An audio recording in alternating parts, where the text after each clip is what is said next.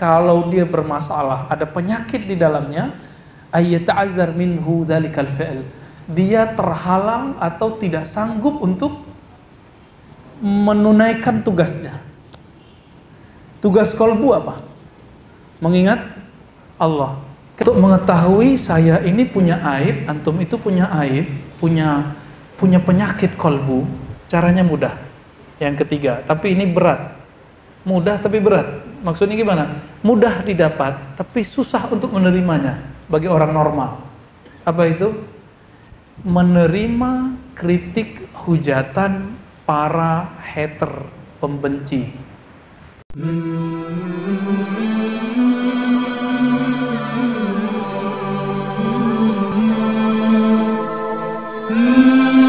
Assalamualaikum warahmatullahi wabarakatuh. Alhamdulillah rabbil alamin. Hamdan yuwafi ni'amahu yukafi'u mazidah. Asyhadu an la ilaha illallah. Asyhadu anna Muhammadan 'abduhu wa rasuluh. Allahumma salli ala sayyidina Muhammad sayyidil awwalin wal akhirin wa ala alihi wa ashabihi wa baitihi wa zurriyyatihi ajma'in wa ba'd. اللهم فقهنا في الدين وعلمنا التأويل وافتح لنا ربنا كما فتحت لعبادك الصالحين وأخرجنا من ظلمات الوهم والجهل والمعرفة والعلم آمين يا رب العالمين. Baik Bapak Saudara, ikhwan akhwat fillah, kita masih di bab Riyadatun Nafs, riyadah latihan nafs diri, melatih jiwa. Namun kita sampai di fasal yang ketiga, alamatu maradil qalb, tanda-tanda indikasi kolbu itu berpenyakit, lalu cara kembali kepada normal, kepada sehat, lalu jalan pintas supaya dia sehat. Maka di sini nanti ada satu bab, satu fasal kecil mengenai perlukah bermursyid. Jika di sekolah ada guru, di kampus ada dosen, di MUI ada mufti, dalam ilmu akidah ada imam, mutakallim, ahli kalam, muwahhid, ahli tauhid. Maka dalam bab ilmu rohani ada yang disebut murabbi, mursyid. Tergantung tugasnya apa. Tarbiyah mendidik rohani, maka disebut murabbi. Maka istilah murabbi pada dasarnya istilah ahli kolbu, bukan istilah pergerakan kampus. Namun kenapa kemudian menjadi populer di kampus? Karena pergerakan kampus itu diwarnai oleh gerakan Ikhwanul Muslimin yang tadinya berasal dari tarekat Hasafiyah, yang mursyidnya adalah Syekh Hasan Al-Banna. Ya, Hasafiyah itu furu' dari Syadziliyah, cabang Syadziliyah. Jadi tarekat itu ketika sampai di Syekh Fulan, lalu dia buat semacam sistem yang kemudian sesuai dengan zamannya, maka dia disebut mujaddid, pembaharu di jalur itu. Disebutlah Syadziliyah Hasafiyah. Dari mana tahu itu? Dari kitabnya Syekh Hasan Al-Banna sendiri, ya. Ad-Da'i, ya. Ad-Da'wah wa Da'iyah kalau nggak salah kitabnya, ya. Sudah ada PDF-nya itu. Ada wiki ikhwan, kita bisa download PDF-nya. Kalau di Indonesia kita sebut kiai, ya. Dulu, kalau sekarang kiai sembarangan aja, ya. Orang pakai serban aja panggil kiai sekarang. Dulu kalau dia keturunan Rasulullah dipanggil Habib. Kalau di kampung saya Sumatera Barat dipanggil Abuya atau Buya. Namun di sana Buya dibagi dua. Ada Buya ahli kolbu disebut mursyid atau syekh.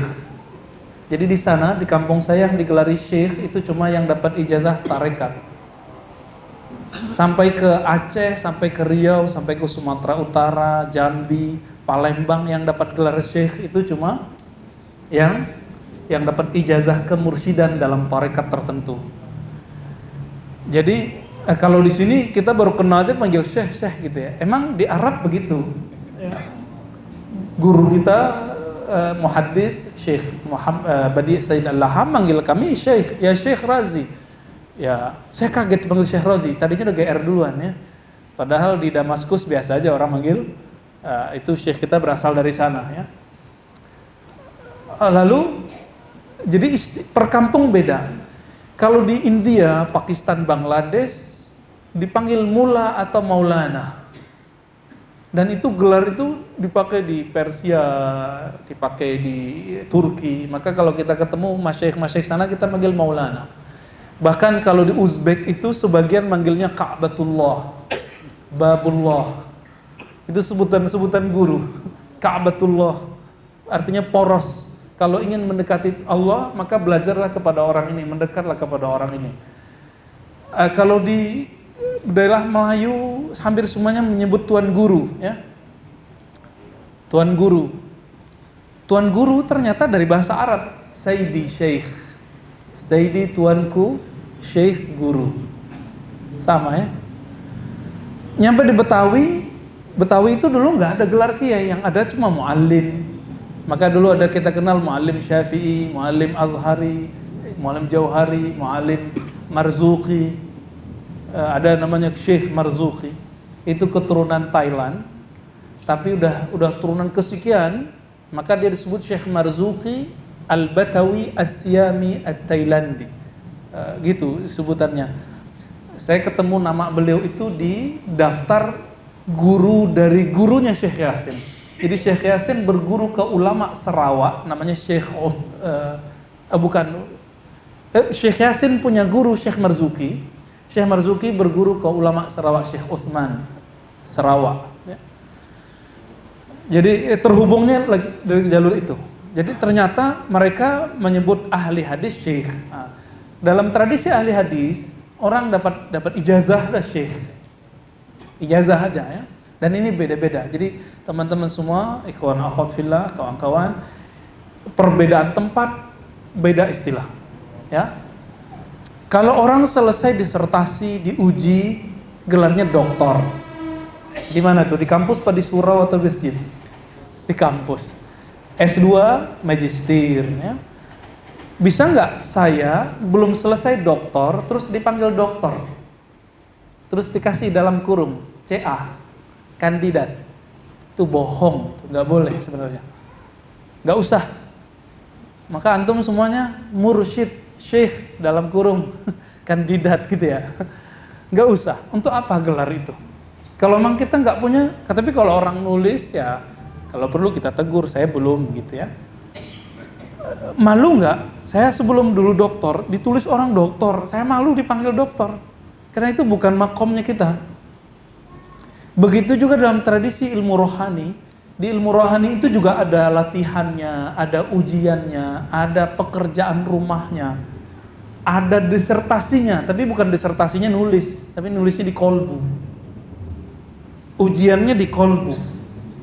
Maka orang-orang yang lolos itu dikasih ijazah sama gurunya. Ijazah itu disebut ijazatul irsyad.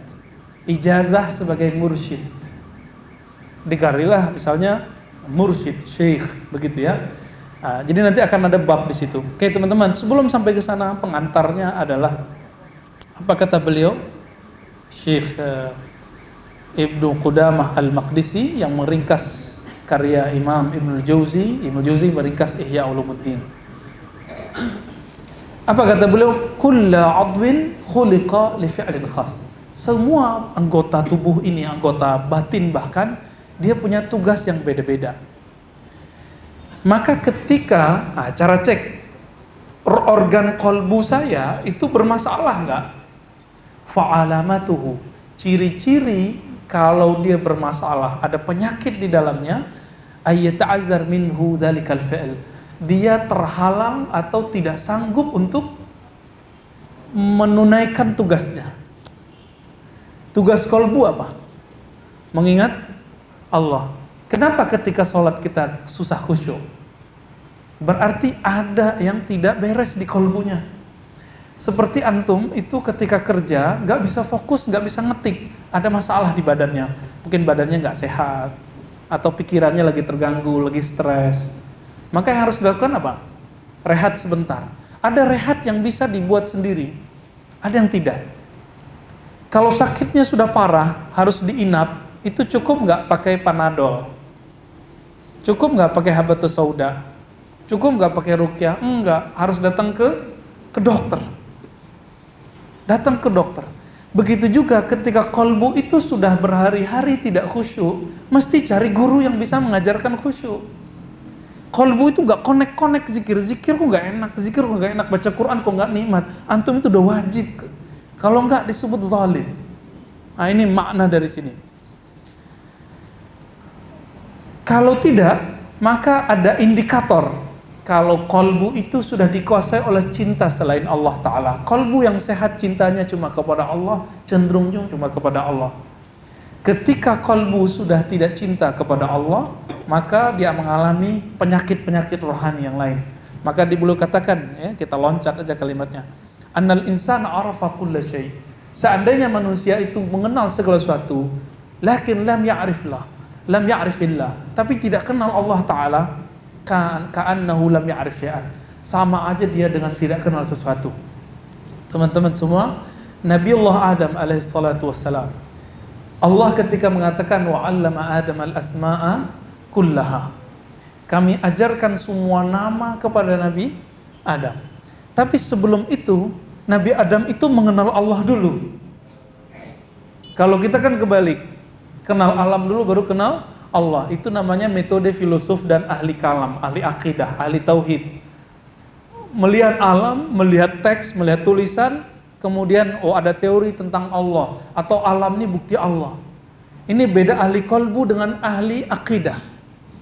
Ahli akidah kita sebut ahli kalam, Muslim teologi Muslim, teolog Muslim. Mereka buat hujjah akliyah, alasan-alasan rasio. Misalnya alam ini ada, pasti ada yang mengadakannya. Siapa yang mengadakannya? Oh, nggak mungkin kamu, nggak mungkin gitu. Akhirnya sampailah kepada Allah. Itu namanya hujjah akliyah. Mengenal Allah tapi bukan dari Allahnya, tapi dari makhluk Allah. Sama dengan kita mau mengetahui suatu makanan, misalnya kita mau tahu namanya, kalau di Betawi minuman apa tuh namanya? Bir peletok. Mau tahu bir peletok, tapi kemudian nggak ada contohnya. Akhirnya kita kasih tahu, bir peletok itu mirip kayak jahe, tapi dikasih pewarna alami dari pohon tertentu misalnya. Rasanya kira-kira begini. Lalu kita ingat, kira-kira, oh iya. Akhirnya masuk dalam pikiran, ini yang disebut ma'qul, dapat dicerna oleh akal. Teman-teman semua, beda. Ketika antum mau mengenalkan bir peletok sama saya, terus bawa langsung, ini loh Ustaz, bir yang halal, kan aneh tuh, bir kok halal? Lalu saya coba langsung, terasa, ini perlu penjelasan nggak? Justru saya yang akan jelasin nanti. Rasanya begini ya. Nah, ini bedanya antara ahli kolbu dengan ahli akal. Kira-kira lebih keren yang mana? Lebih kok keren yang kolbu. Kenapa orang nggak mau naik ke situ? Kenapa kita berhenti di arogansi intelektual kita? Gelar S1, gelar S2, saya kiai, saya ustadz, saya jago baca kitab, saya seorang eksekutif muda, bla bla bla. Kenapa kita berhenti di situ? Kok nggak mau naik? Makanya khusyuk nggak nyampe, karena khusyuk nggak bisa pakai akal. Akal itu tidak punya tugas namanya khusyuk. Akal itu harus liar. Dia harus mikir, nanya terus. Jadi antum itu kalau masih nanya, sebenarnya bentuknya gimana sih? Rasanya kayak gimana? Karena barangnya belum ada. Perlu ada analog. Tapi ketika kita sudah mencoba, pertanyaan hilang. Benar? Ya. Nah, ini ahli qalbu. Maka dikatakan di sini, orang yang tidak kenal Allah dengan Allah itu sendiri, ka'annahu lam ya'rif syai'an. Dia sebenarnya belum kenal apa-apa. Ya. Lalu, apa kabar yang kurang enaknya dari kitab ini? Wa mardul qalbi khafiyyun. Penyakit kalbu itu tersembunyi. Kalau kita datang ke dokter bilang, kamu punya penyakit di dalam. Apa di dalamnya? Bisa di jantung, bisa di paru, bisa di macam-macam. Ribet nggak tuh? Cara ngeceknya, masuk lab dulu, diperiksa lagi, nunggu lagi hasilnya, diagnosanya panjang. Teman-teman semua, begitu juga orang yang punya penyakit kalbu. Itu dokter umum nggak tahu, sama ustadz umum nggak tahu ilmu tentang penyakit kalbu. Terus siapa yang tahu? Yang tahu yang ahli kalbu. Emang bisa. Qalbu itu bukan gaib. Qalbu itu sama kita ada. Seperti saya misalnya, anggap saya jago bahasa Arab. Lalu antum ada yang buka muqaddimah. Innal hamdulillah. Benar apa salah? Innal hamdulillah. Benar apa salah? Yang ngerti bahasa Arab bilang salah. Kenapa? Inna bikin huruf kasrohnya bukan kasroh apa? Hukumnya menjadi mansub. Alamat mansubnya berbaris fathah. Innal hamda lillah, gitu. Ketika ada orang baca innal hamdulillah, bisa jadi kemungkinannya dia salah kalau sesekali. Tapi kalau tiap kali pembukaan muqaddimah innal hamdulillah, ada masalah nggak? Ada masalah. Saya dengar seorang syekh, dia ketika membuka doa ya badi'us samawati wal ard, itu bisa benar kalau dia ngerti nahu. Cuma nahu yang standar dia itu salah. Harus pakai ya badi'as samawati wal ard. Tapi kalau nahunya levelnya agak tinggi dikit tuh bisa dibenerin nanti. Bisa dia nggak bener, tapi harus ada yang dirubah dikit. Ya badi'u atau ya badi'un samawati. Ya, samawati itu menjadi objeknya. Namun itu nggak lumrah, ya. Maka teman-teman semua, ketika saya tahu itu salah, orang ini nggak ngerti nih, apakah itu alam gaib? Enggak. Suatu kali saya mimpin sholat, disuruh sama guru saya, mursyid saya. Saya punya mursyid, ya. Jangan dikira saya nggak punya mursyid. Mursyid saya bukan buku. Buku itu cuma dalil. Yang nunjukin cara make buku itu namanya mursyid. Syekh. Quran itu dalil. Cara yang ngajarin baca Quran disebut guru ngaji. Apa? Guru ngaji itu guru membaca. Kalau untuk membaca yang zahir mesti ada yang gurunya. Masa untuk membaca yang batin gak ada gurunya? Oh, nggak usah pakai mursyid. Ini zaman kita bisa akses pakai digital. Ya suka-suka kamu lah, ya. Tapi logikanya sudah nggak jalan. Kenapa? Untuk membaca yang zahir mesti ada guru. Masa untuk membaca yang batin gak ada guru? Berarti nggak ghair ma'qul, ya. Dia nggak rasional. Saya mimpin sholat. Waktu itu sedang seneng-senengnya irama Syekh Al-Ghamidi. Oh, Syekh Al-Ghamidi, ya, enak gak suaranya? Oh, enak sekali. Ya, beda-beda tipis lah sama suara imam kita tadi, ya. Suara imam kita kan juga enak. Mana imam kita? Wah, alhamdulillah. Ketika saya asik dengan suara, asik, lalu ada terbersit sebentar, set. Apa yang terbersit? Suara gue bagus juga nih, gitu. Terbersit set, sebentar aja, lalu saya lawan, tapi nggak bisa ngelawannya, keasikan. Akhirnya selesai sholat, guru saya tegur, sholat itu jangan riya. Baca itu karena kamu di hadapan yang menurunkan Quran itu sedang memandangmu, sedang mendengarmu. Gemetaran juga gitu-gituin, ya. Hilang tuh, ya. Semenjak saat itu kalau mimpin sholat nggak ada lagi perasaan-perasaan mau didengar orang, mau dibilang bacaannya kayak Syekh Syekh Al-Ghamidi, kayak sudis, udah hilang. Cukup ditampar dengan kata-kata sekali. Maka ghadabu syekh, ketika guru mursyid itu marah, marahnya itu berkah. Jangankan itu, ya. Allah yarham Syekhuna Ali Mustafa Yaqub, ahli hadis Indonesia. Saya dulu disuruh nulis makalah pendek berbahasa Arab itu first time, ya, awal pertama kali saya menulis dalam bahasa Arab. Tahun berapa saya lupa, ya. Tulis karena muhadarahnya dalam bahasa Arab. Terus saya tulis, tapi kalau nulis waw dalam bahasa Arab tuh waw harus digabung sama kalimat setelahnya. Dipepet, spasinya nggak ada. Karena kita baru ngerti malam itu juga, saya nggak pakai attitude itu, ya. Kita ajukanlah ke Kiai Syekh Ali Mustafa Yaqub. Itu makalah cuma dilihat bentar langsung dibanting. Walaupun yang dibanting itu kertas, tapi jantung saya sampai sekarang itu ingat. Maka sampai sekarang alhamdulillah kalau nulis berbahasa Arab lancar. Kenapa? Jadi ketika guru itu marah, dia bentak kita, dia pukul meja, itu yang terpukul adalah rohani kita bangkit. Maka teman-teman semua ingat, ini perkataan ahli hadis yang dipakai oleh semua ahli mazhab, ahli aqidah dan ahli zikir, ahli tarekat. Apa kata ulama masyaikhul sunnah, masyaikhul hadis? isbir ala jafa'is syekh. Salah satu adab berguru adalah sabarlah terhadap sikap keras dari seorang guru. Kadang guru kita keras, jangan langsung mencela-mencela. Wah, ini guru kita emosional, berarti bukan mursyidku, pergi. Nanti ketemu guru lagi, pergi, begitu ya. Imam Junaid nguji muridnya tahu nggak dengan cara apa? Dengan cara menanyakan hal-hal yang nggak pantas. Imam Junaid. Dulu salah satu yang nggak pantas bagi seorang syekh adalah menanyakan sarungnya di mana.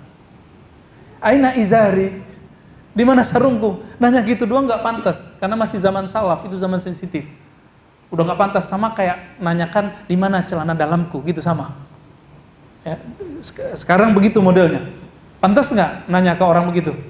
Oh, punya kita kok nanya ke orang? Langsung pada bubar. Muridnya ada sekitar 40 bubar semua. Maka beliau tahu, oh ini bukan, dia itu simpatisan, bukan muridku. Jadi murid itu terbagi dua. Nah, kalau mau cari guru, kita pandang dulu diri kita. Murid terbagi dua, ada murid yang shadiq, murid yang jujur, yang serius, yang sungguh-sungguh, disebut murid yang shadiq. Yang murid ini dia mewarisi sifat Abu Bakar As-Siddiq dan Khuzaimah ibn Thabit, sahabat Rasulullah. Nabi belum ngomong aja langsung percaya, apalagi kalau Nabi ngomong. Nah, ini dua sahabat ini punya karakter, namanya karakter siddiqiyah, membenarkan gurunya. Beda dengan fanatisme. Dia menghormati gurunya dengan hormat yang sangat luar biasa.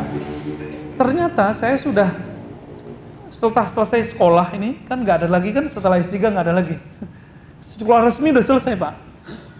Setelah kita ingat-ingat, kapan saya kalau belajar itu paling gampang ngafal tanpa perlu menghafal? Ketika saya cinta sama gurunya dan sangat hormat kepada beliau. Maka saya nggak perlu menghafal, cukup ingat dia sebentar, semuanya langsung ingat. Salah satunya Allah yarham Syekhuna Ali Mustafa Yaqub. Guru saya ahli hadis yang mengajarkan kutubus sittah, Sahih Bukhari, Muslim, Abu Daud, Tirmizi sampai akhir. Itu kalau ingat beliau aja seneng gitu, udah ingat apa yang diajarinnya, nggak perlu ngafal. Itu ajib kalau kita sudah cinta. Kenapa selama ini anak-anak kita susah menghafal? Karena dia mikirin gimana sih cara ngafal. Dia belum cinta sama gurunya, maka belum cinta sama pelajarannya. Nah, itu terjadi waktu saya belajar bahasa Arab, ya. Oke. Teman-teman semua, ada murid yang kedua, murid kadhib. Ya, viewer, liker itu ya. Itu gampang sekali berubah menjadi hater. Orang-orang yang simpati itu gampang berubah menjadi benci. Inilah bahayanya, teman-teman semua, ikhwan akhwat fillah. Ternyata kita ini terjebak kepada tasyayyu itu tidak hanya di akidah, tapi juga dalam berguru. Tasyayyu artinya meniru gaya orang Syiah. Apa itu? Dalam Syiah ada namanya ismatus syuyukh, ismatul a'immah, bukan syuyukh. Kemaksuman imam. Imam itu nggak berdosa. Dalam pikiran kita, oh kalau ustadz nggak mungkin dosa, kalau ustadz nggak mungkin salah. Itu dalam pikiran kita. Sekali dia salah, kita nggak percaya lagi sama dia. Ya, salah seorang mendebat saya masalah saya kok nggak ngeritik Habib Rizik. Kok saya nggak ngeritik? Walaupun manhaj dakwah saya mungkin beda atau ada samanya dengan beliau. Apa jawaban saya? Kenapa Anda tidak kritik? Bla bla bla ya. Habib itu bukan jaminan orang terpelihara dari dosa. Kalaupun ia benar dia pernah salah, emang dia akan salah terus? Apakah hilang kehabibannya? Enggak. Siapa tahu tobatnya sampai sekarang melebihi antum semua. Dia baru istighfar dan nangis, siapa tahu, kita kan nggak ngerti. Ya. Jadi ketika ada orang figur-figur yang kemudian terlibat dalam suatu kesalahan dosa, jangan kemudian membuat kita mengatakan, wah itu bohong, munafik, belum tentu. Siapa tahu dia dengan dosa sedikit itu langsung kemudian sadar dan bisa nangis sampai matinya. Masih ingat cerita yang saya sampaikan mengenai kisah Imam Saris Saqati. Imam Saris Saqati guru Imam Junaid. Lupa ya. Beliau itu istighfar bukan dari dosa fisik lagi. Istighfarnya dari dosa apa? Dosa kolbu. Kolbu yang bagaimana? Dulu dia punya toko, semua toko di pasar tradisional terbakar kecuali toko dia. Lalu murid-muridnya datang, "Tuan guru, ihtaraqatis suq."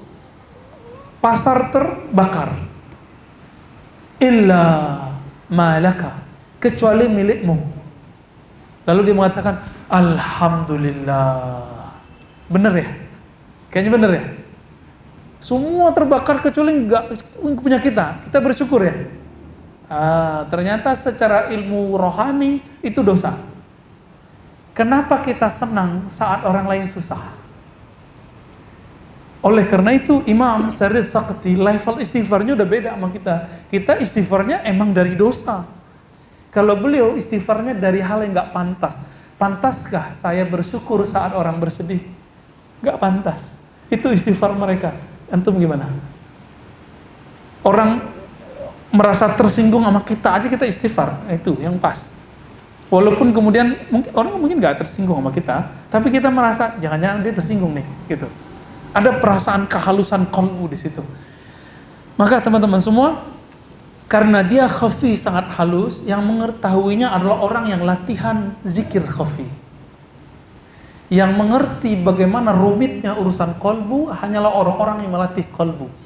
Sebagaimana yang mengerti ilmu grammar, bahasa Arab, nahwu sharaf adalah orang yang berlatih ilmu nahwu sharaf. Ya. Saya walaupun jago bahasa Arab kata orang, saya nggak imam dalam nahwu sharaf. Masih ada yang di atas kita jauh, ya, levelnya jauh di atas kita. Tapi minimal untuk syarat membaca dan syarat untuk mengeluarkan fatwa, walaupun saya belum berfatwa, itu kita sudah pakai, udah punya gitu. Tapi kalau akan menjadi seperti imam ahli bahasa yang bernama Imam Sibawayh, kita nggak nyampe. Ya. Coba, semua lafaz di Quran itu bisa dijelaskan gramatikalnya. Saya alhamdulillah bisa, insya Allah. Tapi tidak sedalam orang-orang yang kemudian sudah sekian tahun ngaji kitab tertentu. Alfiyah, kita kan ngaji alfiyahnya sekali dua kali doang. Mereka ada yang sudah hafal bolak-balik, itu akan beda. Maka yang ahli nahwu sharaf adalah orang yang lama pakai itu. Begitu juga teman-teman semua, orang yang ahli qalbu adalah orang yang berlatih qalbu setiap saat. Latih qalbu, qalbunya. Dan kerja qalbu apa? Ala bidzikrillah tatmainnul qulub. Kerja qalbu hanya zikrullah. Kerja qalbu cuma zikrullah, ya. Kalau qalbunya zikir, maka akalnya akan terang. Maka saya menemukan cara cepat untuk orang cerdas. Itu adalah qalbunya beresin, nanti hafalannya kuat. Qalbunya beresin, nanti kecerdasannya naik. Semenjak saya belajar zikir qalbu, selalu juara Pak waktu sekolah. Belajar zikir qalbu umur 12 tahun, tapi habis itu kemudian ikut aliran macam-macam, ya, kiri kanan. Namun zikirnya mau nggak mau kepake gitu. Ketika baca subhanallah, maksurat pagi sore, itu zikirnya kepake. Walaupun saya mulai membid'ahkannya misalnya, tapi otomatis rasanya muncul. Apa akibatnya? Efeknya? Belajar teks itu gampang. Ngafal itu nggak susah. Kayaknya dunia itu lapang, itu nggak ada kepanikan. Ya, baik. Pernah ngelihat hasil medical check up itu, ya, MCU ya namanya. Kalau antum yang lihat ngerti nggak? Enggak. Ada di situ gelombang otak, gelombang jantung gitu ya. Ngerti nggak tuh? Saya nggak ngerti. Padahal saya dokter. Tapi kan saya bukan dokter, ya kan? Yang ngerti siapa? Dokter. Dokter apa? Dokter jantung atau dokter bedah atau sejenisnya yang mengerti ilmu itu. Kenapa saya nggak ngerti? Karena emang bukan kerjaan saya, bukan ilmu saya itu. Apakah semua ustadz mengerti hadis ini sahih tidak sahih? Enggak. Siapa yang ngerti hadis ini sahih tidak sahih? Ustadz yang ahli hadis. Kalau ustadz ahli hadis enggak. Ya. Terus, apakah semua orang kemudian mengerti masalah qalbu? Enggak juga. Maka silakan dicari guru yang ahli qalbu. Nanti dia akan menunjuki cara ngobatin qalbunya. Ada caranya, ya. Sama mereka gampang. Kita pikirin sendiri kan susah. Coba belajar bahasa Arab sendiri, setahun 2 tahun juga nggak sukses. Tapi sama ustadz, sama guru, sama syekh 3 bulan sukses. Ahli qalbu bisa lebih cepat. Karena qalbu itu sekali dia steril, lalu dimasukkan zikrullah, Nggak nyampe 10 hari dia udah bercahaya. Ya. Kalau udah lewat 40 hari jadi waliullah sudah. Kok bisa? Hadisnya jelas. Hadis Imam Tirmizi mengatakan orang-orang yang sholat subuhnya berjamaah dapat takbiratul ihram, ya, maka Allah bebaskan dia dari kemunafikan. Kan ada. Kalau nggak munafik berarti apa? Mukmin. Kullu mukmin waliyullah. Semua mukmin itu wali Allah. Gampang kok jadi wali Allah. Buang sifat munafik gitu aja ya. Saya belum jadi wali Allah. Saya masih banyak kemunafikannya. Allahumma ighfir lana wastur auratina wa ajirna minan nar wa akhlis qulubana minan nifaq, amin ya rabbal alamin. Orang yang sudah praktek 40 tahun dengan yang baru praktek 5 tahun beda nggak? Sama. Ahli kolbu yang sudah lama praktek kolbu, ngobatin kolbu, dengan orang yang baru dapat izin beda. Akan beda ketajamannya, ya, beda semua. Mereka tuh yang bisa ngerasakan denyut jantung kolbu kita. Wah, ini nggak beres di sini nih, ya, ini sifatnya yang harus seperti ini. Oke. Oleh karena itu, Imam Ghazali mengatakan, untuk mendiagnosa kolbu itu hanya ada 2 jalan. Pertama, ayajlis baina yaday syaikhin basirin bi uyubin nafs. Ini kemudian kesimpulan dari Imam Ibnu Qudamah, ya. Berguru kepada orang yang mengerti aib-aib kolbu, yang kita sebut dengan syekhun mursyid. Dia sebut syekh. Kitab ini menunjukkan bahwa berguru itu sesuatu yang wajib. Wajib berguru untuk ilmu kolbu itu wajib. Jadi bagi saya nggak sunat lagi berguru ilmu kolbu. Kalau kita sakit berobat wajib nggak? Kalau kolbu sakit, masa berobat kolbu nggak wajib? Kan nggak adil. Oke, jadi cari guru kolbu, nanti dia akan obati kolbu kita. Kalau masalahnya kita nggak ngerti ini sunnah bid'ah, belajar ke ahli fikih, ya. Nah, ini kita ulang-ulang terus sehingga ini masuk ke alam bawah sadar kita.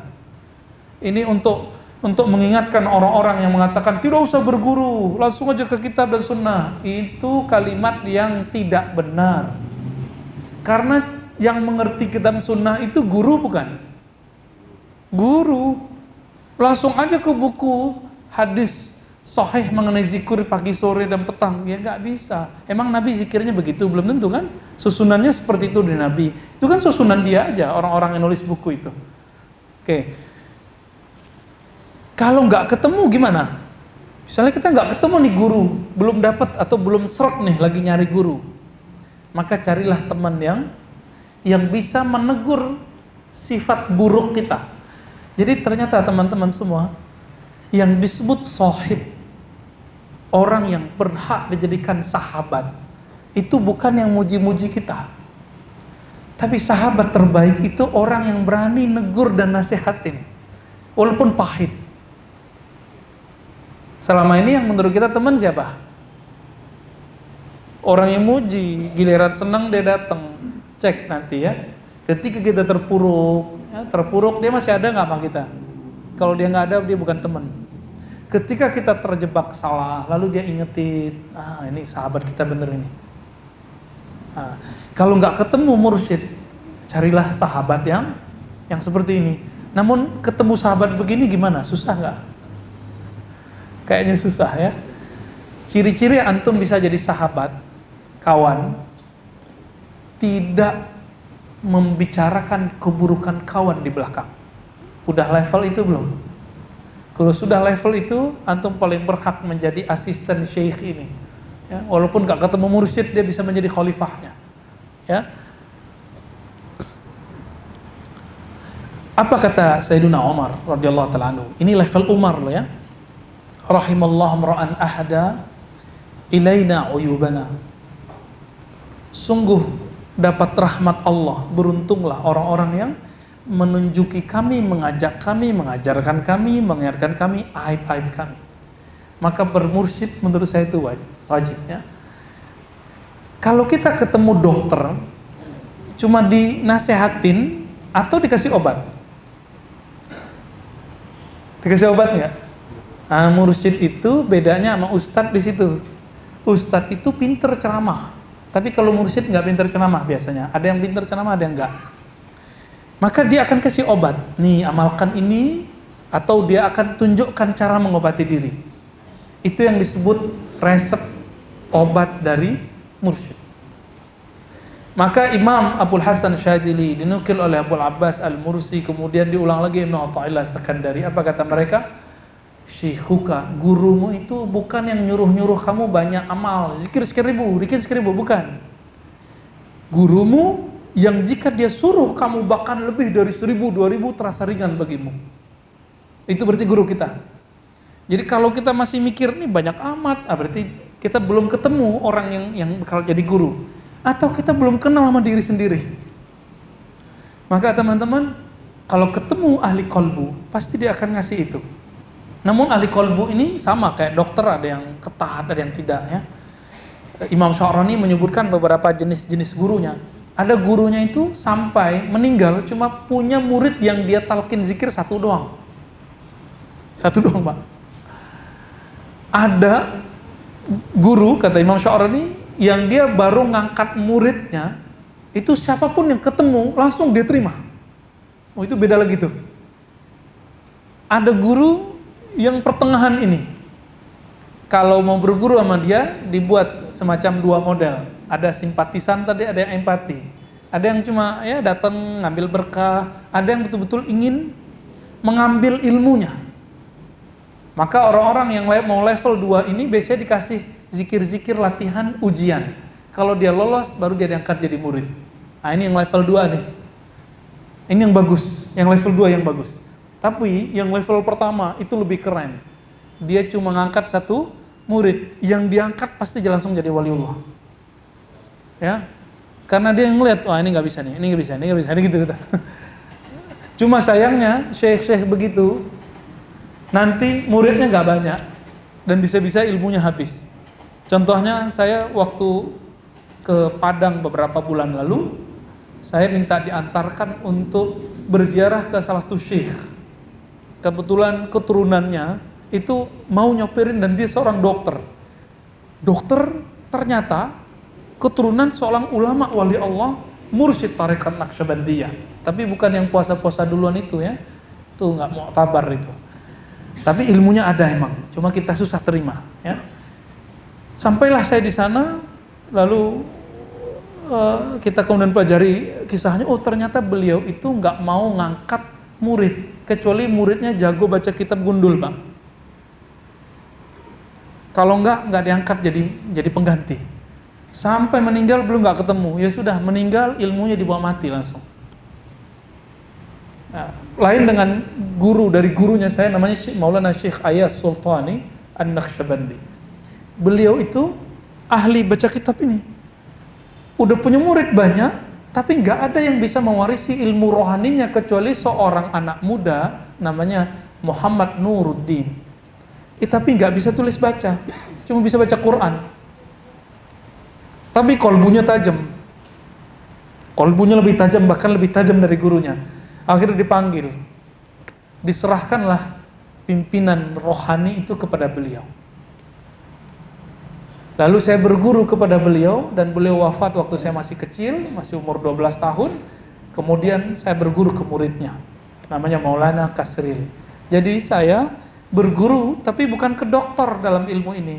Saya berguru ke syekh mursyid, doktornya ilmu rohani. Ya, dia nggak punya sertifikat kampus, sertifikatnya dari sana. Itu kita lihat, wow, sanadnya sampai kepada Rasulullah Sallallahu Alaihi Wasallam. Karena sanadnya sampai kepada Rasulullah, silsilahnya itu mirip kayak strom listrik. Ketika ditancapin kontaknya, nyambung, hidup. Sama.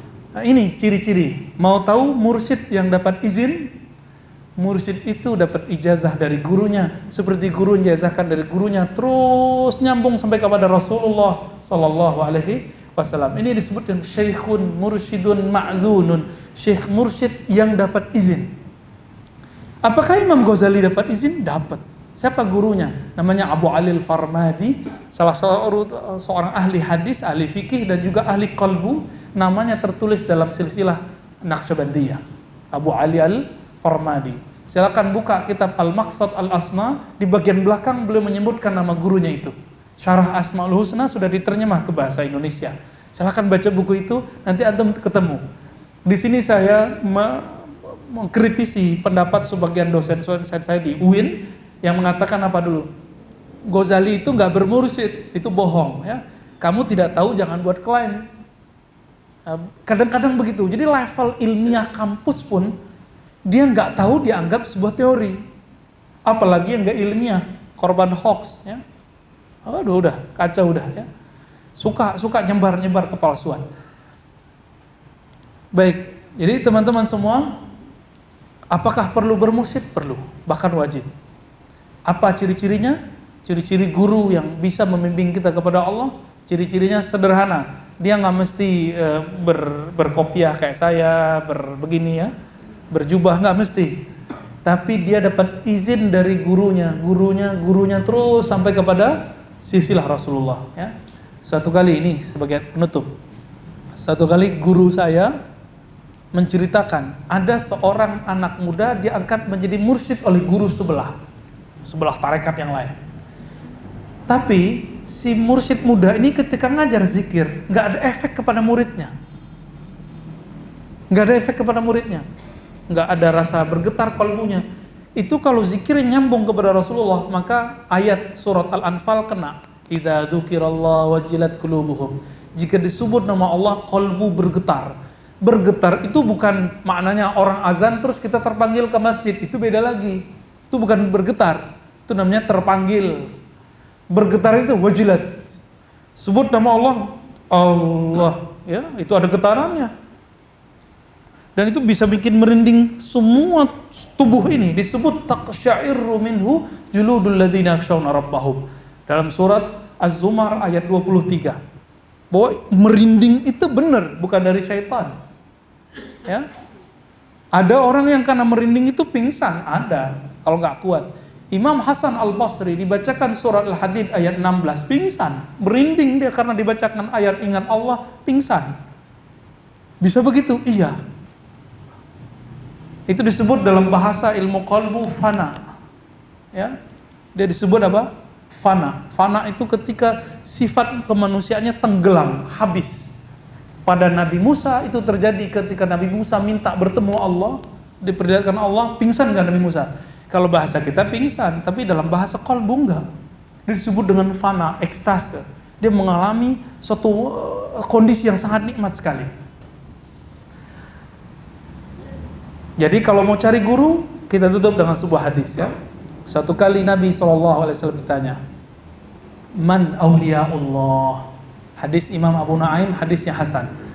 Siapakah yang disebut wali Allah wahai Rasulullah? Berarti kalau kita terjemahkan, siapakah yang dapat membimbing hatiku kepada Allah? Siapakah wali Allah itu kan kekasih Allah? Siapakah yang bisa membimbing qalbuku untuk mencintai Allah? Apa jawaban Nabi? Jawabannya sederhana.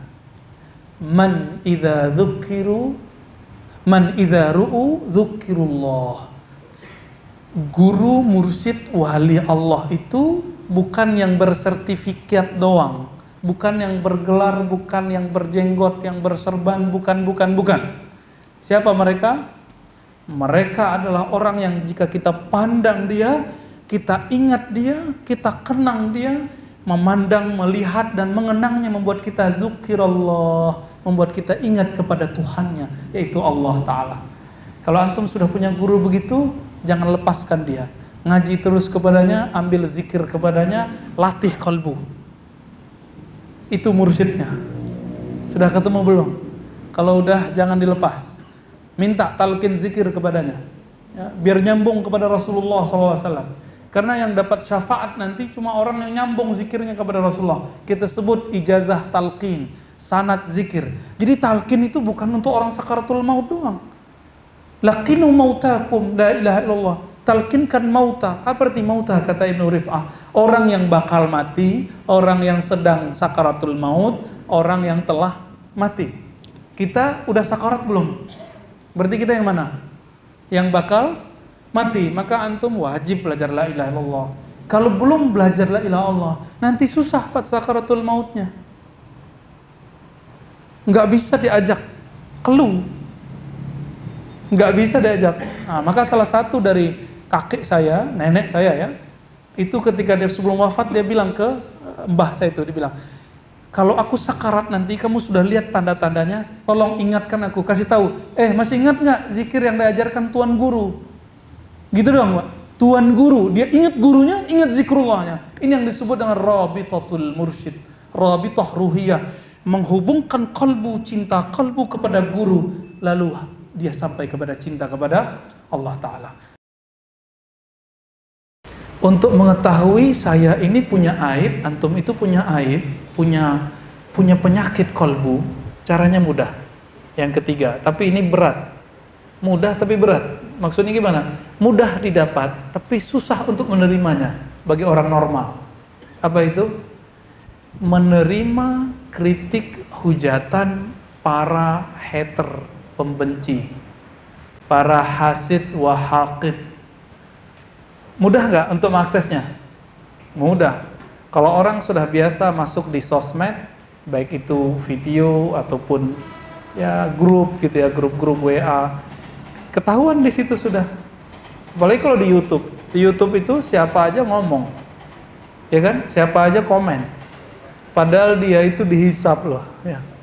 Cuma kalau ingin tahu kita itu punya kelemahan apa, meskipun yang dituduh orang itu kadang nggak benar juga sebagian besar. Tinggal lihat komentar negatifnya. Maka yang dilihat jangan komentar positifnya.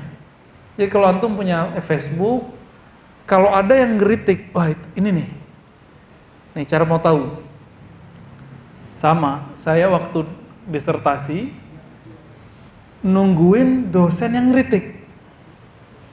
Yang ngeritiknya ilmiah dan padat. Ada yang ngeritik tapi asbun. Jadi dosen itu ada juga yang asbun juga, asal bunyi. Ada ya. Sama komentator di YouTube itu juga ada yang asal bunyi. Di taraf ilmiah aja yang begitu ya, daripada nggak ada komentar, gue komentar gitu. Akhirnya kita bisa tahu. Nah, saya senang sekali ketika ada dosen yang bantai kita ya, kritik, kamu ini metodologinya gimana sih? Kok begini, kok caranya begini? Wah, itu kita senang sekali, kayak dipijit rasanya. Jadi kalau kita sudah mengenal kritik-kritik yang negatif itu sebenarnya positif, itu sama kayak dipijit. Dipijit sakit nggak? Sakit kalau dipijit itu, tapi enak ujungnya. Ya, saya punya kawan yang ahli pijit, kalau dipencet sama dia pasti sakit. Tapi 3 hari habis itu, kita kemana-mana, mau ceramah, mau ngajar, nggak ada capeknya. Tapi sama pijit yang enak, ya baru dipegang 5 menit, kita udah hilang. Dia bilang udah setengah jam, Pak udah selesai, nggak ada rasa apa-apa. Nah, itu namanya pijit ngantuk. Pijit bikin tidur. Ada namanya urat-urat tidur itu di kaki ya. Oke. Jadi kalau mau tahu, ternyata orang hasad, orang dengki itu anugerah. Mungkin kawan kita nggak berani ngomong, tapi kalau musuh kita berani ngomong. Ini hebatnya, Pak. Maka jangan pernah frontal menghadapi orang-orang yang benci, kecuali kebenciannya dengan kejahilannya. Tapi dia persis nih tahu nih kita nih gimana. Ya udah, kita malah bersyukur. Saya baru merasakan nikmatnya dikata-katain orang itu tahun atau 2 tahun yang lalu lah. Ya, kita waktu itu ke daerah, tiba-tiba kawan saya bilang, Tat, ente itu dipergunjingkan di grup sebelah. Kita nanya, grup sebelah itu apaan? Ya, grup yang manhajnya ono gitu ya, mazhabnya ono gitu. Nggak usah sebut ya. Tapi kok saya seneng? Kenapa kita seneng? Karena waktu itu langsung muncul hadis itu, hadis mengenai muflis. Atadruna manil muflis? Tahukah kamu orang yang bangkrut? Siapa orang bangkrut? Yang dia suka ngomongin orang-orang, kesalahan orang, tanpa orang yang diomongin beramal, dia dapat pasif pahala, bukan pasif income. Pasif kebaikan. Jadi kebaikan yang nggak perlu dia berbuat tapi dia dapat. Dan saya merasakan itu. Jadi kayak ada yang masuk gitu, kayak ada yang pindah kepada kita. Energinya tambah kuat. Semenjak saat itu kita nggak pernah lagi merasa sedih atau merasa terpuruk kalau dihujat orang, dicaci maki, senyum aja. Oke, Ada yang keempat, ayu khalitan nas fa kullu ma yarahu mazmuman fi ma bainahum yajtanibuhu. Bergaul sama orang. Nah, coba cek, berani nggak buka situs aneh-aneh depan teman? Nggak berani. Berarti itu nggak baik untuk kolbu. Beranikah nonton channel-channel yang vulgar di depan kawan? Nggak berani, kecuali sama-sama gila, sama-sama penyakit tuh kolbunya. Mungkin iya, ya, vulgar party. Ya. Bisa jadi begitu, mungkin. Berarti sama-sama sakit itu. Namun orang-orang normal, kita akan malu di depan dia. Berarti ini perkara nggak baik. Ya. Di hadis Tirmizi itu disebutkan ya, ciri-ciri keburukan asyar itu yang sesuatu yang jika yattali alaihin nas, ya, ketika manusia tahu, anta takrahu, kamu tidak suka. Itu indikator bahwa itu aib yang harus kita benerin. Jadi teman-teman semua, kita punya aib masing-masing yang kita simpan. Kalau orang lain tahu kita nggak rela, berarti itu harus dihilangin. Ya, semoga dengan 4 cara ini berguru kepada seorang mursyid yang mengenal kolbu. Mursyid ini nggak selalu dia buka aib kita, tapi kadang-kadang dia langsung ngobatin. Nih dia obatin. Sahabat Nabi ketemu Nabi langsung terobati nggak? Langsung terobati. Kadang-kadang Nabi nggak perlu nyalahin. Kecuali orang tuh nanya, ya Rasulullah, ayul Islam khair. Islam yang keren itu yang mana? Yang sempurna itu apa? Karena penyakit orang itu pelit, Nabi mengatakan apa? Antuta iman nas. Kamu ngasih makan orang, kasih santunan anak yatim. Ketika yang datang itu egonya tinggi, maunya disapa gak mau nyapa, maunya disenyumin gak mau senyum. Apa kata Nabi? Antusallima ala man arafta wa ala man lam ta'rif. Islam yang sempurna itu ketika kamu nyapa orang yang kamu kenal ataupun yang tidak kamu kenal. Jadi Nabi itu kalau ditanya baru jawab, nggak main buka-buka aja aurat orang ya. Ada istilahnya kashful uyub, menyingkap aib orang. Itu tidak boleh sembarangan, ada caranya. Kalau dia nggak minta, nggak usah dibuka, langsung kasih obatnya. Gitu. Jadi 4 cara ini berguru kepada ahli kolbu. Di bulan lalu kita sudah pertegas ya, kalau masalahnya sunnah bid'ah, halal haram, bergurunya ke siapa? Ke ahli fikih. Kalau masalah hadis, ke ahli hadis. Masalah akidah, ke ahli akidah. Kalau masalah kolbu, ke ahli kolbu. Ya. Lalu yang cara kedua, punya kawan yang ahli kolbu. Yang ketiga, memanfaatkan kritik-kritik musuh. Maka ternyata orang hasad itu anugerah bagi orang beriman. Ya, orang hasad itu anugerah bagi orang beriman. Kenapa? Karena dia nggak perlu nanya, saya punya salah apa sih? Langsung orang itu bilang. Ya. Jika emang cocok, oh berarti emang ada salah. Ya. Dan yang terakhir, bergaullah dengan orang-orang soleh. Karena dengan bergaul dengan orang soleh, kita akan tahu apa yang tidak pantas dikeluarkan, berarti itu aib. Aib yang selama ini kita simpan. Teman-teman semua, aib itu bau. Kalau itu kita biarin, nanti akan tercium. Semoga Allah menutupi aib kita dan membersihkan isinya. Amin ya rabbal alamin. Baik, kalau ada pertanyaan, tafadhal.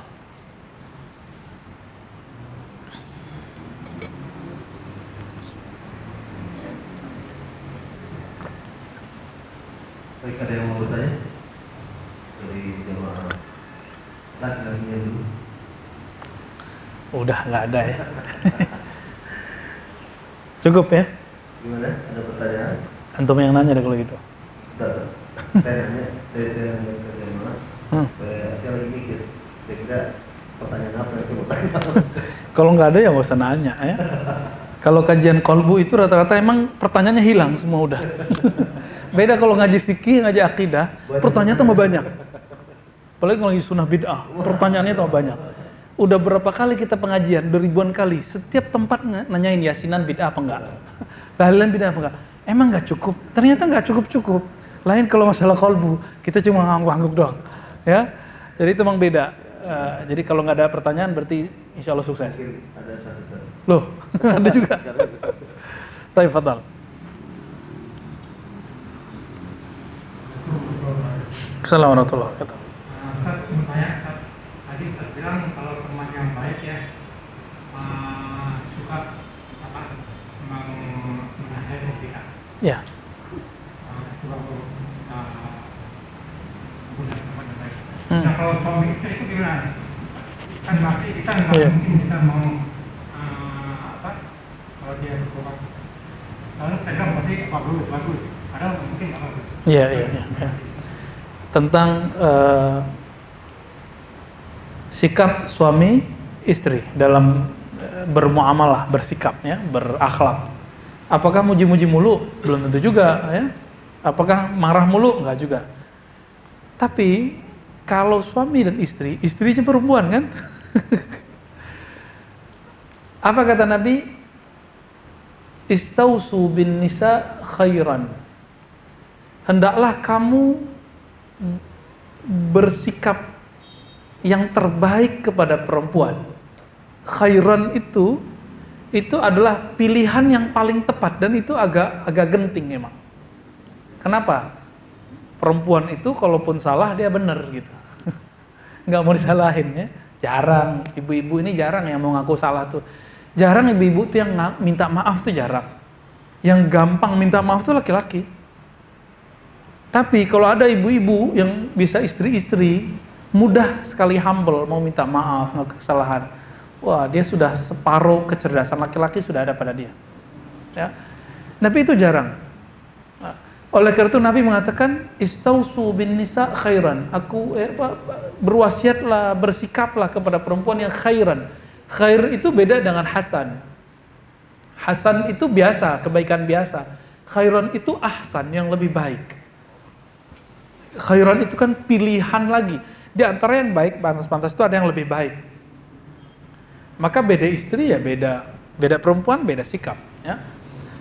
Dalam hal ini Nabi mengatakan perempuan itu jika kamu keraskan, kasartahu, kamu akan mematahkannya. Jika engkau biarkan dia akan tambengkok. Li'annahunna khuliqna min dhal'ib. Ya, karena mereka tercipta seperti atau dari tulang rusuk. Ya. Wallahu alam itu apakah benar-benar dari tulang rusuk atau emang karakternya tulang rusuk. Tulang rusuk itu bengkok. Tapi kalau nggak punya tulang rusuk, tubuh ini terjaga nggak? Allah itu sudah setting jantung, paru-paru itu terjaga ketika ada tulang. Coba bayangkan, kita punya jantung tapi nggak ada tulang rusuknya. Ini maknanya. Jadi walaupun bengkok, tapi dia bisa menjadi pertahanan rumah tangga. Itu ajaibnya perempuan. Maka suatu kali ada seorang sahabat datang ke rumah Umar mengadukan persoalan istrinya. Hadis ini disebutkan dalam riwayat yang sahih dan diulang lagi oleh Imam Nawawi dalam Riyadhus Shalihin. Ingin mengadukan istriku kok galak amat gitu ya. Ini bukan pembenaran ibu-ibu yang galak loh ya. Kok judes galak gitu, mau menang sendiri. Tapi kerjaan rumah tangga beres semua. Beres semua. Mau ngadu ke Umar, udah ketuk pintu, udah assalamualaikum. Ternyata dia kaget. Rumahnya Umar itu kan gak ada pagarnya. Umar itu dulu bikin sistem pejabat-pejabat tidak boleh memagar rumah. Maka orang langsung bisa akses ke pejabat. Maka dulu orang gak mau Pak jadi pemerintah, jadi pejabat tuh gak mau. Kenapa? Orang mau jam berapa juga orang datang ketuk pintu. Umar didengar sama sahabat ini. Ternyata Umar lagi dimarahi sama istrinya. Bukan dimaki-maki, dimarahi aja. Oh, biasa gurutu. Umar bilang, iya neng, iya dek, iya. Oh, gitu aja ya. Nggak dibales. Nggak bilang, kamu perempuan durhaka. Gitu, nggak gitu. Bayangkan. Jadi keluarga harmonis itu bukan berarti akhi, ukhti, zaujati, nggak mesti begitu terus ya. Sayang, nggak mesti begitu terus. Itu dibuat-buat namanya tasannu, dibuat-buat, ambar, nggak ada rasanya, ya, nggak ada rasanya, pahit itu. Terus gimana? Selesai Umar ya, dikata-katain sama istrinya, tapi bukan penghinaan, bukan cacian. Memang suaranya aja tinggi. Maklum udah capek. Kalau udah capek ya ketus gitu. Diketusin sama istrinya. Selesai dia buka pintu. Ada apa, Mas? Kira-kira begitu ya. nggak jadi Amirul Mukminin. Ya. Saya mau mengadukan istri saya yang menggerutu, yang ketus kayak istrimu. Ternyata istrimu 2 kali lipat lebih ketus daripada istriku. Apa kata Omar? Ya, gimana saya mau balas? Istriku telah menggantikan tugas-tugas pembantu. Pembantu ngapain? Nyuciin baju, masakin, ngasih makan anak-anak. Enggak, istriku nggak mau punya pembantu. Dia mau total. Asisten rumah tangga itu pekerjaan nggak? Nyetrika pekerjaan nggak? Nyuci pekerjaan nggak? Masak pekerjaan? Pekerjaan semua Pak. Apalagi kalau istri kita kuliah, terus memilih di rumah, udah saat itu.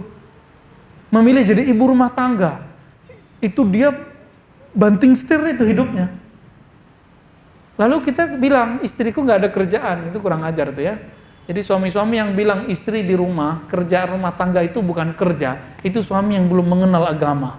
Suami yang belum mengenal kerjaan istrinya.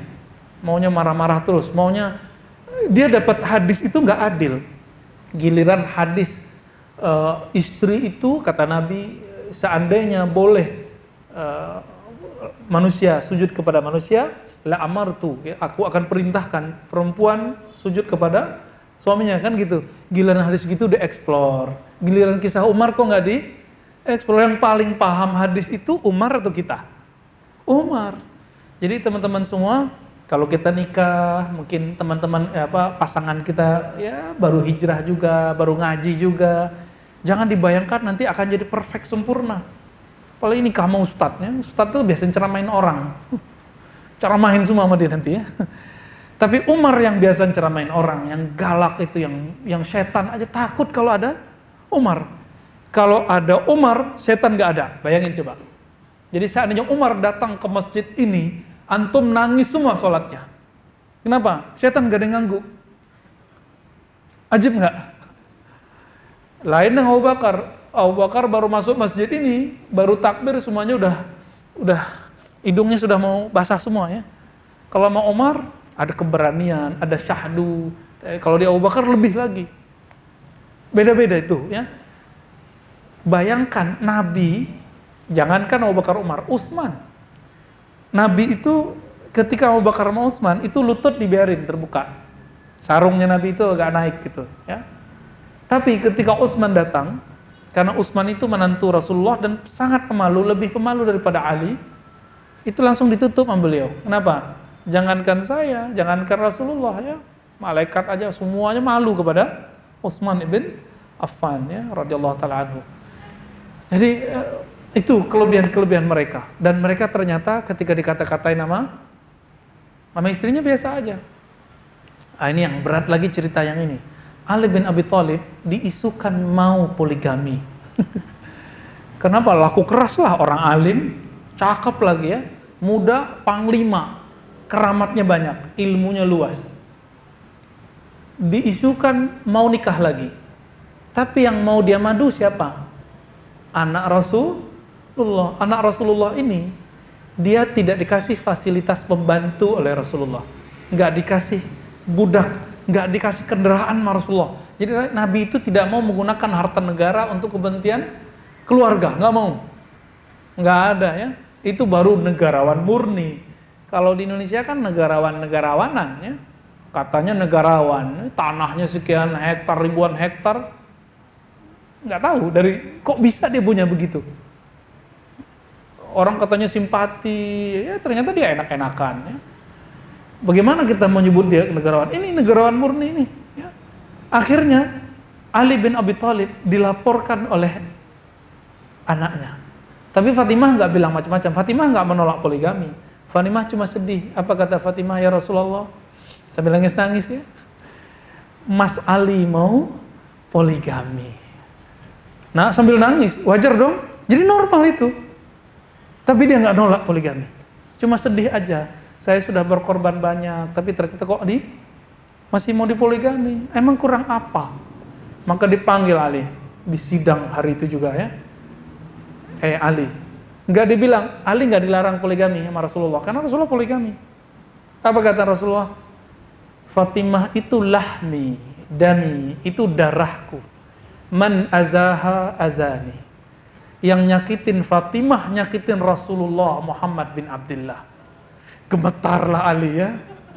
Gimana gak gemetar ya? Itu bahasa-bahasa level langit itu. Gak perlu bilang, ente jangan poligami, gak perlu bilang gitu ya. Tapi cukup dengan bahasa-bahasa kolbu itu. Ali, maka disitulah keturunan Ali dari jalur yang bukan Fatimah, namanya Muhammad Al-Hanafiyah, itu punya keturunan seorang ulama di Mesir namanya Imam Abdul Wahab Sya'rani, menulis satu kitab. Di dalam kitab itu ya, Al-Uhud As-Sughra dan beberapa kitab-kitab yang lain, dia nulis bab menikah dengan Syarifah, keturunan Fatimah. Kalau kamu bukan seorang Syarif, Sayyid, Habib, maka siap-siaplah menjadi pembantunya, siap-siaplah menjadi abdinya, dan jangan pernah menyakitinya. Berat Pak. Itu sebabnya jangan ejek. Kok para Syarifah nggak mau menyakiti kita ya? Ya wajar, adabnya berat. Itu sebabnya di fikih Syafi'iyah di Hadramaut itu dibuat fikih khusus mengenai bahwa Syarifah nikahnya sama Syarif, ya. Perempuan keturunan Nabi nikahnya sama, karena kita ini nggak kuat. Antum nanti soal adab terus, ya, kan repot kita nanti. Jadi kalau ngelihat ada cewek Arab jangan langsung, wah coba, hati-hati dulu ya. Gitu, cukup. Baik. Ya.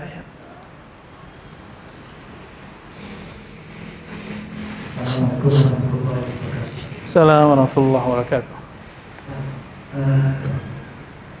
Barangkali Ustaz bisa menunjukin mursyid kepada kami atau Pak Ustaz sendiri.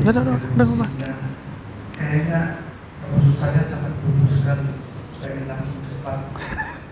Kalau dikira kayaknya tadi saya nggak nyambung kepada Rasulullah tanpa mursyid. Karena itu maka itu mungkin kita harus mengikuti tarekat tertentu misalnya dan mursyid. Salam. Ini pertanyaan susah dijawab nih. Siapa sih mursyidnya gitu ya? Mursyid yang hari ini kita akan ikuti atau perlu ikut tarekat?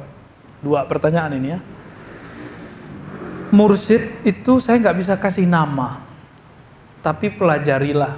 Sebagaimana saya dulu juga mencari, maka coba cari. Takutnya cocok sama saya, nggak cocok sama bapak. Cari mursyid itu yang dapat ijazah dari gurunya, satu. Ijazah itu sama kayak sertifikat, sama kayak ijazah doktor. Doktor saya sah nggak? Dicek siapa yang ngeluarin. Universitas bodong atau universitas yang real. Mau di mana aja gitu. Atau doktornya dari masjid, doktor-doktoran. Pengurus masjid ditulis di depannya doktor. Kan banyak hari ini LCMA di mana-mana hari ini. Kita nggak tahu di LC di mana, MA di mana, ya. Padahal mau MA lama itu. Lulusan condet. Ini hidungnya lulusan condet ini. Ya, MA. Minang asli. Boleh lah ya. Saya agak marah itu sebenarnya. Kenapa? Kita untuk kuliah dari S1 sampai S3 kita perlu 12 tahun. Tiba-tiba dia dapat gelar doktor tanpa ada kuliah. Yang penting dia kuliah dulu, mau di mana aja kuliahnya, mau dalam negeri boleh, luar negeri boleh, yang penting dokter kan. Tapi main dokter-dokter aja sama. Syekh mursyid itu juga ada yang bodong Pak.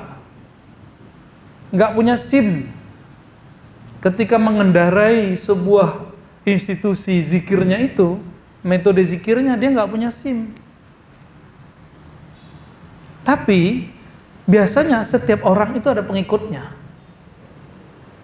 Meskipun dia nggak punya SIM, akan punya simpatisan, akan punya pembela-pembela. Mirza Ghulam Ahmad, siapa yang angkat dia jadi nabi? Ada pengikutnya, ya kan? Apalagi mursyid, bisa aja ngaku saya dapat ijazah dari fulan, buktinya nggak ada. Maka dalam tarekat tertentu itu diwajibkan harus ada. Nah, itu kayak SIM. Semua kita mungkin bisa menyetir, tapi bukti saya dapat izin nyetir apa? Pakai SIM Pak. Tapi SIM kan ada yang nembak juga. Sama, mursyid tarekat ada yang nembak juga. Serius. Doktor itu ada yang nembak loh Pak. Bukan dia yang nulis, orang yang nulis. Ada banyak kok ya. Dulu saya kan juga pernah buatin orang ya. Tapi nggak jadi. Bukan sayanya yang nggak, ya sayanya nggak jadi. kita masih S1 udah buatin magister untuk orang. Saya baru semester 6 udah buatin S2.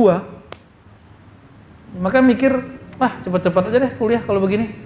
Nggak usah idealis, harus di mana, enggak. Selesai S1 langsung S2, itu langsung S3. Ternyata dengan cepat-cepat begitu, banyak kerjaan kita yang bisa kita selesaikan dalam waktu yang cepat. Tapi kalau kita terlalu idealis, harus kuliahnya di sana, kan repot nantinya. Di mana-mana kuliah itu sama. Yang beda itu adalah kesungguhan. Sama, tarekat itu semuanya sama aja, Pak. Yang beda itu guru yang mursyid yang dapat izin, dapat ijazah secara rohani oleh gurunya, ada bukti secara fisik, dan murid yang sungguh-sungguh. Maka tidak ada mursyid yang sempurna. Tidak ada guru yang perfect, tidak ada dokter yang serba tahu. Yang ada cuma murid yang shadiq.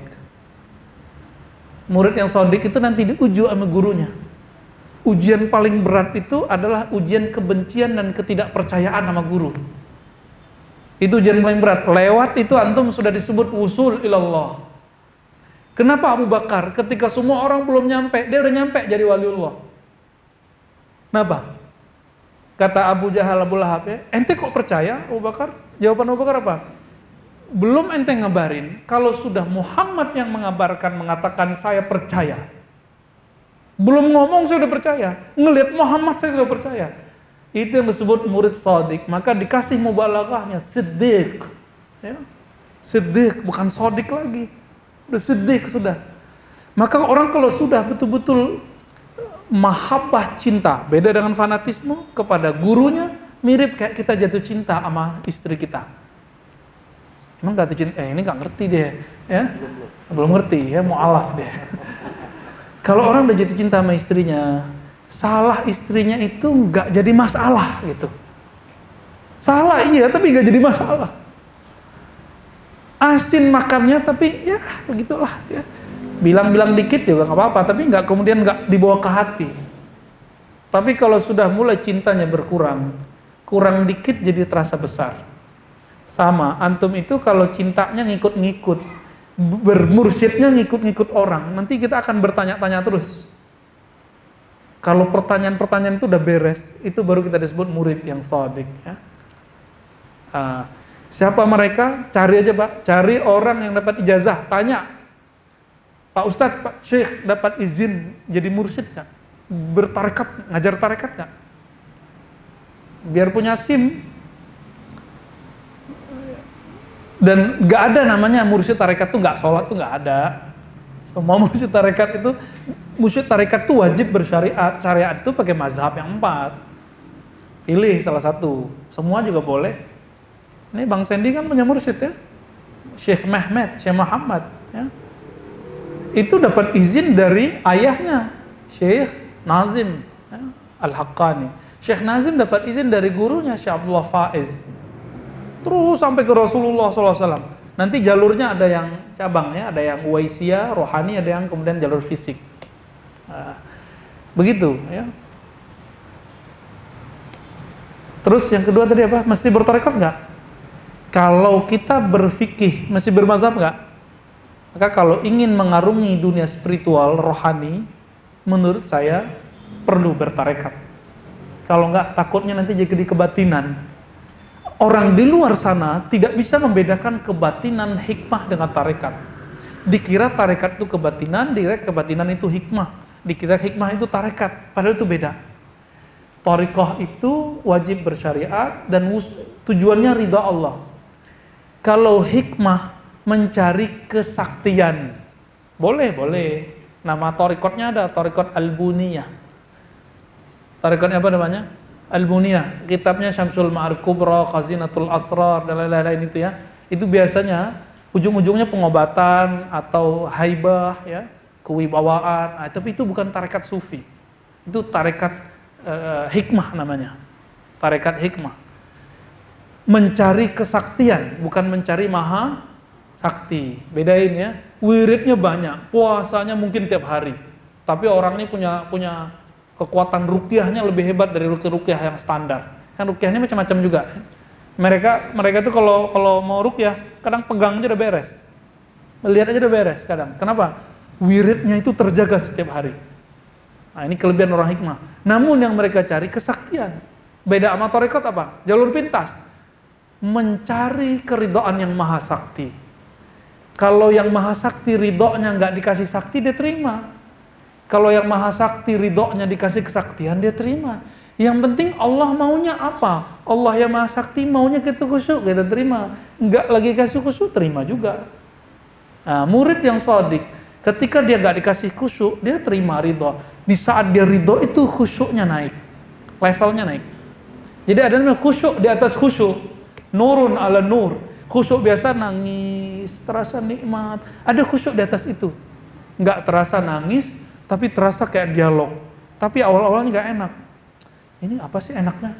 Tapi kemudian ada, ya Allah, aku tetap zikir, aku tetap sholat, meskipun tidak ada rasanya. Mau ada rasa, mau ada khusyuk, nggak ada khusyuk. Tuhanku bernama Allah, bukanlah khusyuk.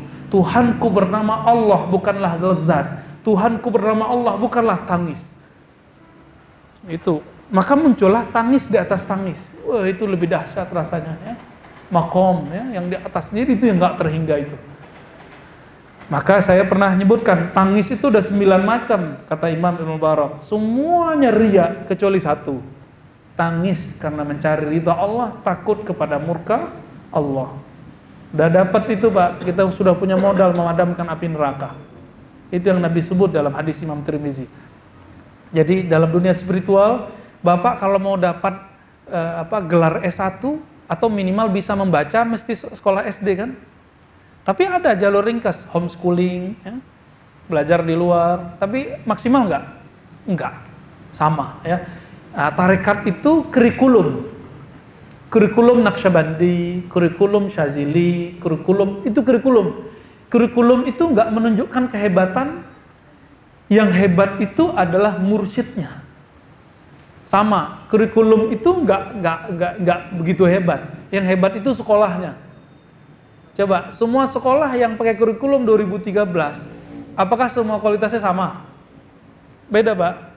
Kampus UIN, semua kurikulumnya mirip. Tapi beda, kampus ini lebih baik, kampus ini kurang baik. Kampus ini maksimal, ini kurang maksimal. Kok bisa? Karena manajemennya, karena syekhnya, karena rektornya. Rektornya tarekat itu yang kita sebut syekh mursyid. Ya. Dan dia diangkat nama gurunya, seperti gurunya diangkat nama gurunya, terus bersambung kepada Rasulullah SAW. Makanya dalam tradisi kami, ketika guru mau mengangkat, itu dikumpulkan murid-murid tua dan murid-murid semuanya. Nih, namanya dilewakan atau dipublish. Saya ijazahkan engkau untuk mengajarkan zikrullah seperti guruku mengajarkanku sesuai dengan tarekat A, B, C, D. Begitu kita dulu, ya, dapat ijazahnya. Sama, kalau wisuda doktor gimana? Dibacain kan? Terus kita ambil ijazahnya, lalu kita diapain namanya itu? Bukan dibaptis kan? Apa namanya tuh? Gitu doang ya. Tapi kalau nggak ikut wisuda, bisa nggak orang dia udah pinter tapi nggak ikut wisuda? Bisa. Waktu saya punya sahabat di Paris, ya, kita lagi dakwah di sana, saya diundang karena dia pernah ikut kajian kita. Saya diundang ikut wisuda. Saya bayangin kayak di UI, UGM, UIN gitu, meriah, gede. Tahu-tahu di mana? Di ruangan kelas, rektornya datang sama dekannya, terus sama beberapa dosen, kajur-kajurnya, kaprodinya, udah. Jadi per fakultas, per kaprodi itu mereka buat cuma 25 orang wisudanya, dibacain bla bla bla bla bla, habis itu udah salaman, selesai. Jadi mereka udah nggak sibuk sama ritual-ritual. Sekarang yang saya lihat di negeri kita, tarekat itu kebanyakan ritual-ritual seremonial, kebanyakan ya seremonial. Ya, tapi seremonial itu penting, seremonial manaqib, seremonial zikir akbar, maulid itu kan seremonial semua. Seremonial semua. Sebenarnya ada di luar sana orang yang nggak pakai seremonial, dia sudah nyampe, ilmunya sudah utuh. Kawan saya nggak ikut Pak, dia wisuda, tapi dia dapat ijazah doktornya. ya, tapi nggak dipublish gitu, nggak ada fotonya. Pas kita minta mana fotomu wisuda, nggak ada, tapi dia bilang aku punya ijazahnya. Ya, lebih penting mana? Ikut wisuda tapi nggak ada ijazah. Ya, cukup ya, udah jam 8. Baik, sebentar. Alhamdulillah.